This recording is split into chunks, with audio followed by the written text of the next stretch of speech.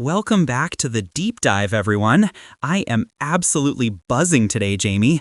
We've got something truly wild on our hands, something that completely flips the script on what most of us, myself included, think about, well, getting what you want. Oh, you know I love it when we get to dissect a concept that challenges conventional wisdom, Alex. And this particular document, it's not just a challenge, it's a full-on paradigm shift, especially for anyone who's ever tried to negotiate anything, big or small. Right. I mean, when I first read about this, my jaw was on the floor. We're talking about an FBI hostage negotiator, a guy who's literally dealing with life or death situations, going up against Harvard Law School's finest negotiation professors, and absolutely wiping the floor with them. In a role play, sure, but still, these are the academic titans. Exactly. And it wasn't just a fluke. This wasn't some lucky punch. This was a demonstration of a completely different philosophy, a set of skills honed in the most extreme, unpredictable environments imaginable. Actual hostage situations. Unpredictable feels like an understatement when you're talking about someone holding a gun to a bank teller or, actually having someone's son held for ransom, even if it's a hypothetical. So walk me through this initial setup. Chris Voss, our FBI hero, goes to Harvard for a little professional development. He's the lead international kidnapping negotiator, top of his game, but still, he wants to learn from the business world's approach. That's so humble. It is. He's at Harvard minding his own business, and then the director of the Harvard Negotiation Research Project, Robert Mnuchin, a huge name in the field, invites him for coffee. And then, boom, Gabriella Blum, another international negotiation specialist, walks in. And then the secretary puts a tape recorder on the table. It's a setup, Alex. Oh my gosh, it's like something out of a spy movie. So they ambush him essentially with this role play saying, "We've got your son, Voss, give us $1 million or he dies." And these are like the intellectual heavyweights of negotiation. They've written the books, they've taught the courses. Absolutely. And they're probably expecting him to fold under the pressure or at least try to apply some of the classic rational negotiation techniques they teach. But Voss, he's a street cop turned FBI agent. He's not coming from that academic, logical place. What does he do? Does he try to reason with them, start talking about win-win scenarios? Because that's what I would probably try to do, let's find common ground. No. He does something brilliant and frankly, utterly disarming. Mnuchin says, "Come on, get me the money or I cut your son's throat right now." And Voss, after a long, slow stare, smiles and says, "How am I supposed to do that?" Wait, hold on. How am I supposed to do that? That's it? That's his big move against Harvard professors threatening his hypothetical son's life? That's it. And the text says Mnuchin pauses with a look of amused pity, like a dog chasing a cat that suddenly turns around. He was flustered. Voss then doubles down. "I'm sorry, Robert. How do I know he's even alive? Again, how can I get you any money right now, much less $1 million, if I don't even know he's alive?" That is absolutely wild.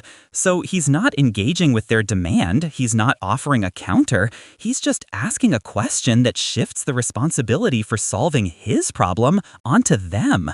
That's mind-blowing. Precisely. And they call these calibrated questions at the FBI now. They're open-ended, force the other side to think, and they give your counterpart the illusion of control because they're the one providing answers. But in reality, it's buying you time and subtly shifting the frame of the conversation. How am I supposed to do that? It's so simple, yet so effective. It's like they're expecting you to play chess and you just pull out a deck of cards and ask them to explain the rules, and they can't. Exactly. Mnuchin starts fumbling, then Blum, the Israeli National Security Council veteran, jumps in, trying the bulldozer angle, and she gets the same questions. They're hitting a brick wall made of Voss's simple, open-ended questions.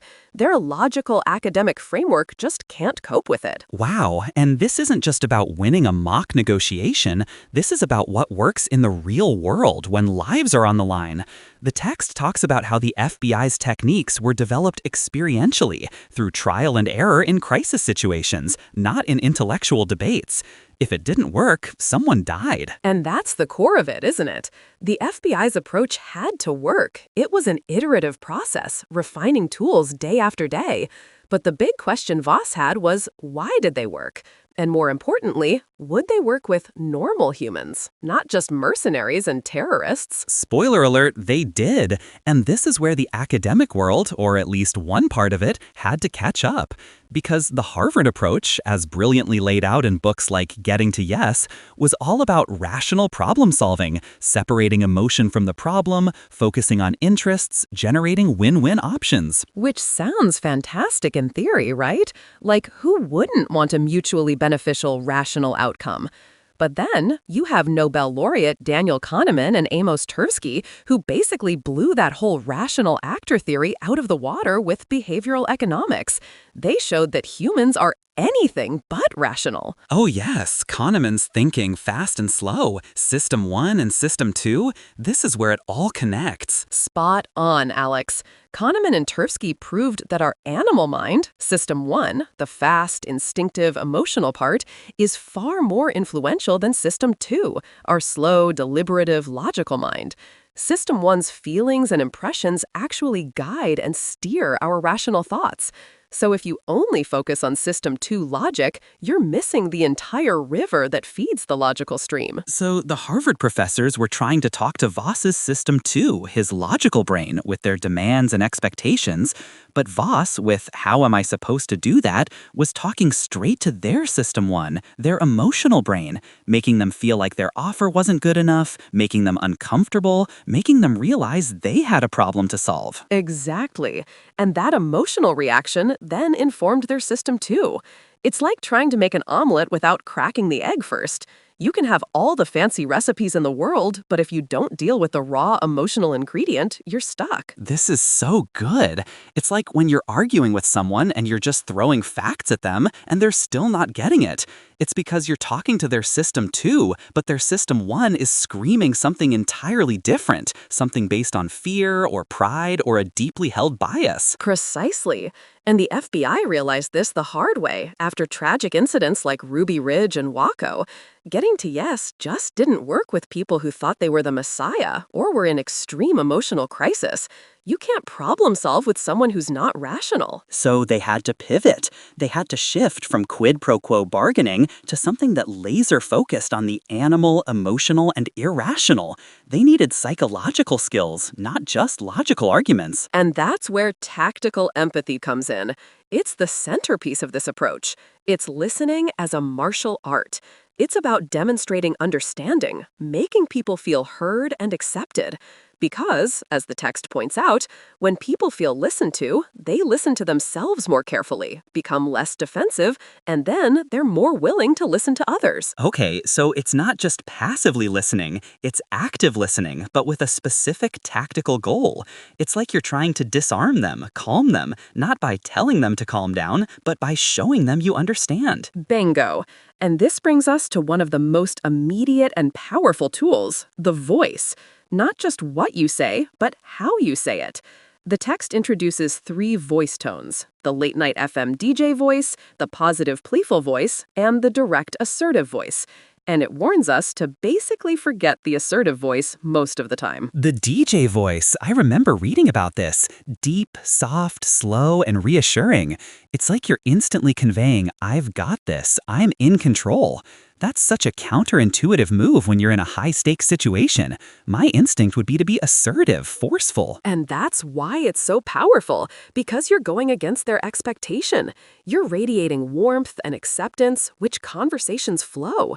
It's like a neurological telepathy. We unconsciously pick up on these signals. If you come in radiating comfort and enthusiasm, you attract people. So like a smile, even on the phone, changes your tone. And the late-night FM DJ voice, with its downward inflection, signals certainty. I'm in control. Not a question, but a statement of calm authority. Yes, and then there's the positive playful voice, which is for most of the time. It makes people think more quickly, collaborate, and problem solve. It's about being easygoing, good-natured. It even increases your own mental agility. That makes sense. If you're stressed out and yelling, you're not thinking clearly. If you're calm and even a little playful, your brain works better.